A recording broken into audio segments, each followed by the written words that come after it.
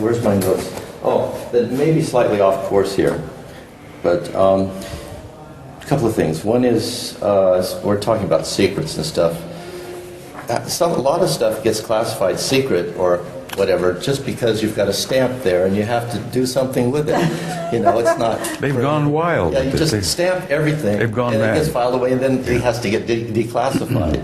You know, it's just routine, stamp every day. The Navy keeps secrets from the Army. The Army keeps secrets from the Air Force. Yeah. FBI keeps secrets from the CIA, and that all led to 9/11. Yeah. That's where the secrecy leads, to disasters like that. Yeah, they don't. And the thing is someone needs to be an interface between all these different groups and try and help them to communicate with each other while respecting their own boundaries. So, and are you willing to agree with me that you were one of those people that kind of crossed some of those lines between various agencies? Yes. So my customers were the whole spectrum. Which is why you kind of have the level of knowledge about the overall big picture. That's why I'm a big picture person and always a general person and not focused in one area. And I didn't ask for it, believe me, it just happens. You know, you just get a phone call and you're just, nothing happening. All of a sudden a phone call and would you like a job? Yes. Okay. What is it? Well, you just have to be patient and find out. That's that kind of thing. The other thing is people, at some levels, people are saying that the governments, like the presidents or whatever, or the leaders of the country should release these secrets, but they haven't had access to this information. They get the tours of certain things, but it's very limited, and they get to see blinking lights or whatever, like, you know, and that's as far as it goes, as far as I've ever been aware. Arthur, the incident involving President Carter some years ago, where the President of the United States was told by the Director of Central Intelligence, Mr. President, you don't have a high enough security classification for us to tell you all this information. And sir, you don't have a need to know. Now, who was the Director of Central Intelligence at that moment? George Herbert Walker Bush, who became president. That's how damn bad it's become over the years. That's how corrosive secrecy can be, not merely to the human soul, but to the constitutional system of government. It's corrosive as hell, and it's got to stop, and I know you agree with me. Yes, the fear thing's got to stop, and we need to alleviate the fear for people. Because all of these things, most of the things that you see in the press are just created and planned long ago, fictitious enemies. They're enemies, but a lot of them are manufactured, and some of them aren't even real. Okay, and there's a long list, and they're almost at the end of their list. They're at the very end of their list now. Good timing. Right. And so there's nothing else no more rabbits to pull out of the hat. Wait 1 second. I want to actually say, what was your level of clearance? Because his was cosmic top secret. Because that's a NATO. That's NATO. NATO's highest clearance. Okay. And there are levels above that. Yes. There are Q clearances above that. You had a Q. My first one was a Q clearance with certain letters. Special access programs. Yeah, but it was a Q clearance, and that was through the Department of Energy. It was Energy Research and Development Agency. Before that was the Atomic Energy Commission. And they keep changing the name, then you have to keep reprinting the paperwork and everything. I don't know why. But yeah, it was a Q clearance, and then it went to, basically from there, it varied, went up and down, from secret up into top secret, and over a period of 30 years or more. And then it ended up with top secret, SCI, and then top secret with a bunch of letters, which I still, I don't know, it doesn't matter. But it was basically... You're not sure if you can say what... Yeah, it doesn't matter. It doesn't matter. Okay.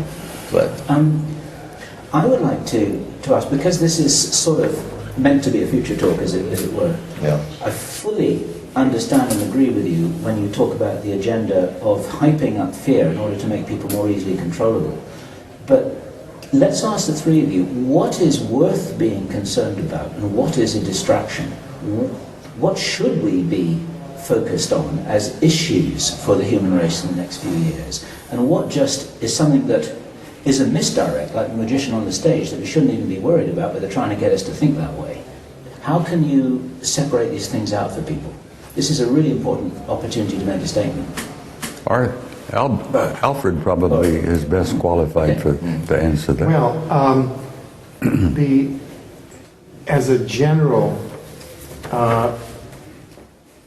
answer to that, I would say that anything associated with the permanent war economy, which is an economy based on the manipulation of the dialectic of enemies, is a fundamental distraction, so that the entirety of the arms race, the entirety of the strategic balance of forces using threat of war is a distraction. So don't fall for the war rhetoric. Right. Isn't it? Right. And number two, the area that these gentlemen have worked in, I think, is the cutting edge of human consciousness moving to the next level. And that is... I think it's you're working in the area of human consciousness, but... Well, no, but understanding that an extraterrestrial presence is just not an abstraction, but rather it's a human race very much like our own. It's an extension of our family. Yeah, that lives under the surface of Mars, with whom our secret government now has contact. And so we have rights, we have inherent rights, in the same way, I think, under natural law, which will invoke that, they were expressed in the Declaration of Independence of the U.S., they were expressed in the U.S. Constitution, the Canadian Charter of Rights, the Universal Declaration of Human Rights, various documents in our terrestrial human culture, and those include rights as sovereign citizens in the universe. Therefore, if our governments are now engaged in long-term, I mean, these things go back at least 20 or 30 years, and that's just from people who I've talked to. Treaties. Yeah, I have to remind you that when the governments, it's not the president or down, or the queen and down. It's agencies above that. Yes. So you can't blame the governments that we normally call governments. No, sure. But whether or not they are supra-governments, they are still subject to natural law and universal law. And they can be hauled before a court, empowered under natural law to stand trial for war crimes. But we don't want to go that direction. The direction that we want to go is to have that secret world become transparent and integrate with our world, for which we have an inherent right under natural law. Bob, you had your hand raised. You wanted to say something? I simply must apologize that I have an appointment I accepted for an interview in about 5 minutes. And I do want to say I'm sorry, but I will have to take leave of you illustrious personalities here for a while. You know, I have to go. I'm sorry, Kerry. Okay, it's okay. Is there anything you want to say before you leave, Bob, about, you know, the end of secrecy and the beginning of what's coming next? Because just as I went to get you today, you were addressing a group and you said there's going to be in the next 12 to 18 months some things that people need to prepare for. Well, the gentleman I was talking to is an economist and a bit of a banker. And he's been looking at the statistics, the data, and he's been watching what's been going on the world markets. And he's troubled by what he sees. And he's convinced that we're not out of the woods yet on this economic thing. And he asked me, what did I honestly think the next year or so have coming? And I said, as I said yesterday, we're in for some bad times. We have not seen the worst of it yet. And I hate to tell you that, but that's true.